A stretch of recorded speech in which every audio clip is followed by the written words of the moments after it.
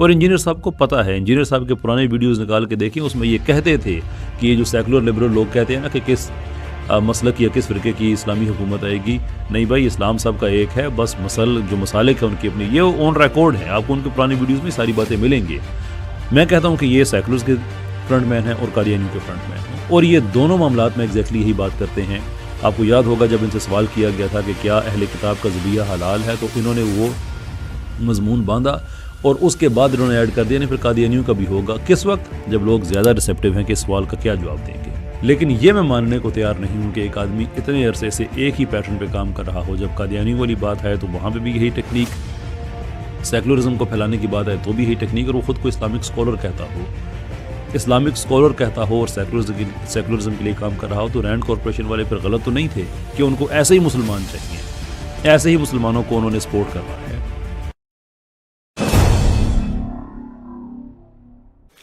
आज मैं आप लोगों के सामने एक बहुत ही बेहतरीन वीडियो रखने लगा हूं। इस वीडियो को लाज़िमन आखिर तक देखिए, आपको बहुत कुछ आपके डाउट क्लियर होंगे और बहुत चीजें आपको सीखने को मिलेगी।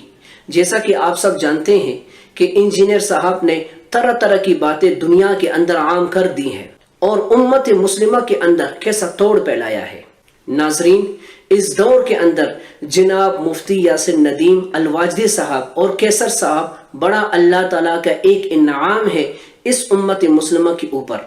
कैसर भाई की ये वीडियो आप लाजिमन आखिर तक देखिए।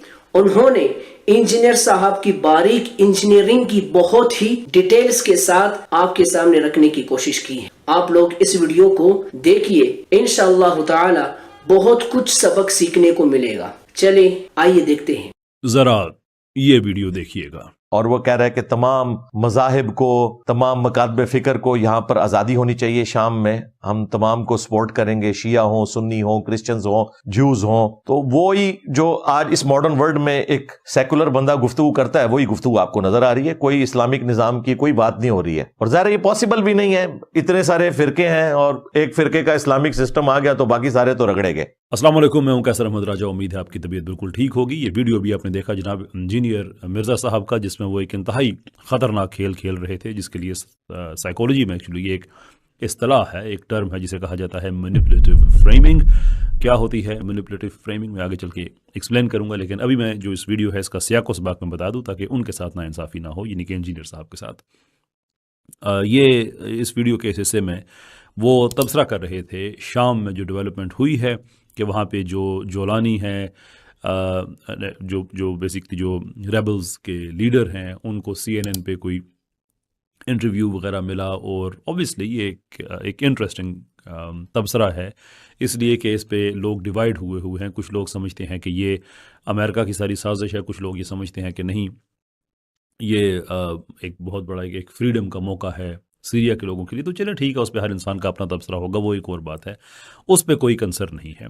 लेकिन ये पूरा माहौल बनाया, और उस माहौल के बनाने के बाद जब लोग पूरी तरह से रिसेप्टिव हैं, यानी कि वो ध्यान लगा के आपकी बात सुन रहे हैं, और वो ऐसी इमोशनल चीज़ें हैं जो आप कह रहे हैं कि मिसाल के तौर पे अमेरिका को क्या लगे जी, या CNN को क्या लगे कि कैसे आदमी को जो कि इस्लाम के लिए कुछ काम कर रहा हो या प्रो इस्लामिक काम कर रहा हो, उसको CNN पे वो मौका दें वगैरह वगैरह। अब ये ऐसी बात है जो आप किसी आदमी से भी कहें तो उसका जो भी तबसरा हो सीरिया वाले मामले पे, इस मामले में वो कहेगा कि हाँ वाकई अमेरिका का तो कोई इंटरेस्ट नहीं हो सकता। तो इस हद तक तो बात जो है वो बड़ी इमोशनल है और लोग इमोशनली सुनेंगे इसको। तो उससे क्या होता है, जब आप किसी चीज़ के लिए ज़्यादा रिसेप्टिव होते हैं तो जो चालाक बारीक वारदातिये होते हैं, पीपल जिनको स्लाइट ऑफ हैंड का, जिनके मास्टर होते हैं, जो वो बड़े सटल तरीके से उस वक्त आपके जहन में अपना एजेंडा डाल देते हैं, जो कि इंजीनियर साहब ने यहाँ पे डाला। यानी कि बात हो रही है शाम की, बात हो रही है इंटरनेशनल पॉलिटिक्स की। बहुत बड़ी मशरिक़ वस्ता में एक डेवलपमेंट हुई है। जब वो सारा माहौल बन गया तो उस वक्त उन्होंने कह दिया कि देखिए जी, जैसे आज की मॉडर्न दुनिया में कोई सेकुलर बात करता है, और होना भी ऐसे ही है जी। क्यों ऐसे होना है? इसलिए होना है कि अगर एक फ़िरके का निज़ाम आ जाता है तो बाकी फ़िरके वाले क्या करेंगे। अब इंजीनियर साहब जाहिल आदमी नहीं है। वैसे मैं कहता हूँ जहल मुसलसल वो एक और चीज़ है, इस मामले में जाहिल आदमी नहीं है, क्योंकि ये इनकी फील्ड है। मैं उनको जाहिल कहता हूँ जब वो टेक्नोलॉजी और इस तरह की बातों पे चले जाते हैं। इस मामले में तो उनको बिल्कुल अच्छा पता है, इसलिए कि उन्होंने कैरियर अपना बिल्ड किया है इस चीज़ पे कि इस्लाम का निज़ाम क्या है। इस्लाम के अंदर किसी फ़िरके का निज़ाम नहीं है। मिसाल के तौर पे किसी फ़िरके में ऐसा नहीं है कि आप नमाज 5 पढ़ेंगे या आप 100 पढ़ेंगे या क्या, ऐसी बात नहीं है। एट द सेम टाइम जो हुकूमत के मामलात हैं वो भी किसी फ़िरके के साथ मुतसिल नहीं है। हाँ, मसालिक की आप बात कर सकते हैं, तो वह मसालिक कब नहीं थे? क्या खिलाफत उस्मानिया में क्या वहाँ पे जो निज़ाम जितना अर्सा भी उन्होंने शरीयत का चलाया, उसके अंदर उन्होंने क्या ये ऑटोनॉमी नहीं दी हुई थी? उसके अलावा अगर आए पाकिस्तान में मिसाल के तौर पर पूरी तरह से शरीयत आ जाती है, तो क्या मसालिक को ऑटोनॉमी नहीं होगी कि वो अपने मसले के मुताबिक ज़िंदगी गुजारें? ये तो कभी इशू ही नहीं रहा, क्योंकि जो फ़िक़्ह के डिफरेंसेस होते हैं ये तो सहाबा में भी थे। तो क्या जो सहाबा चले बाद में आप कहें कि फ़लाँ खिलाफत ठीक नहीं, खिलाफत राशिदा पे तो सबका इत्तेफाक है, तो खिलाफत राशिदा जो है क्या उसके अंदर जो मुख्तलिफ फ़िक़्ही इख्तलाफात थे क्या उनको अकोमोडेट नहीं किया जाता था? और इंजीनियर साहब को पता है, इंजीनियर साहब के पुराने वीडियोज़ निकाल के देखिए, उसमें ये कहते थे कि ये जो सेकुलर लिबरल लोग कहते हैं ना कि किस मसलक या किस फ़िरके की इस्लामी हुकूमत आएगी, नहीं भाई, इस्लाम सब का एक है, बस जो मसालिक है उनकी अपनी, ये ऑन रिकॉर्ड हैं, आपको उनके पुरानी वीडियोज़ में सारी बातें मिलेंगी। मुझे नहीं पता कि उसके बाद इन्होंने कब अपनी रूह का सौदा किया, कब अपनी सोल को इन्होंने बेचा या क्या, I don't know, I don't want to get in that. मैं फिर भी चलो अगर हुस्न ज़न से अगर बात बनती है, even though I have zero, RCM और हुस्न ज़न इकट्ठी चीज़ें नहीं जाती, लेकिन इस पर्टिकुलर मामले में कि शायद उन्होंने अपना व्यू, कोई आदमी कह सकता है कि उसने चेंज कर लिया, तो उसके लिए भी कोई फाउंडेशन देता है ना कि कैसे कर लिया। ये ऑन रिकॉर्ड है, ये बातें कहते रहे हैं, और अब जब ये सेकुलर्स के फ्रंट मैन बन चुके हैं तो वही हरकत, तो इनका जो तरीका वारदात है मैं असल में वो समझाना चाहता हूँ। मैं कहता हूँ कि ये सेकुलर्स के फ्रंट मैन हैं और कादियानियों के फ्रंट मैन हैं, और ये दोनों मामलात में एग्जैक्टली यही बात करते हैं। आपको याद होगा जब इनसे सवाल किया गया था कि क्या अहले किताब का ज़बिया हलाल है, तो इन्होंने वो मजमून बांधा और उसके बाद इन्होंने ऐड कर दिया नहीं फिर कादियानियों का भी होगा, किस वक्त, जब लोग ज़्यादा रिसेप्टिव हैं कि इस सवाल का क्या जवाब देंगे। बिल्कुल वही हरकत यहाँ पे की, जब लोग ज़्यादा रिसेप्टिव हैं, लोग ज़्यादा सुनने के लिए आमादा हैं कि अब ये क्या कह रहे हैं, कि लोग उनके दिल की बात हो रही है, तो उन्होंने ऐन उस वक्त अपना एजेंडा बीच में कर दिया, जो सेकुलरिज्म की जो ये फ्रंटिंग कर सकते हैं वो उन्होंने बीच में कर दी। अच्छा, जो मैनिपुलेटिव फ्रेमिंग है इसके कई इसके मराहिल होते हैं। यानी मिसाल के तौर पे एक होता है जिसमें आप प्राइमिंग करते हैं। प्राइमिंग का मतलब होता है कि आप लोगों की जहन साजी कर रहे हैं, ऐसी ऐसी बातें आप लोगों के जहन में डाल रहे हैं कि जहन के अंदर, पंजाबी में कहते हैं ना, वतर आ रहा है ज़मीन के अंदर, कि ज़मीन जो है अब रेडी है कि अब उसमें बीज बोया जाए। वो कैसे आप करते हैं? वो आप अमूमी जज्बाती बातें करते हैं, और उसके बाद क्या होता है, उसके बाद जो क्रिटिकल थिंकिंग है उसका मेयार नीचे गिर जाता है। लोग ज़्यादा इमोशनली अटैच हो जाते हैं, और जिन चीज़ों से आप ज़्यादा इमोशनली अटैच होते हैं वो आपको याद भी ज़्यादा रहती हैं। अच्छा, इसके साथ साथ क्या होता है? इसके साथ ये होता है कि आप आइडिया को मैनिपुलेट करते हैं। आपने प्राइम कर दिया, प्राइम करने के साथ साथ आपने जो क्रिटिकल थिंकिंग का लेवल है वो भी आपने गिरा दिया, लोगों को इमोशनल प्रेमिसेस पे लेके आ गए। अब जब दुनिया तैयार है तो उस वक्त आपने अपना जो एजेंडा है वो बीच के आपने सेट कर दिया।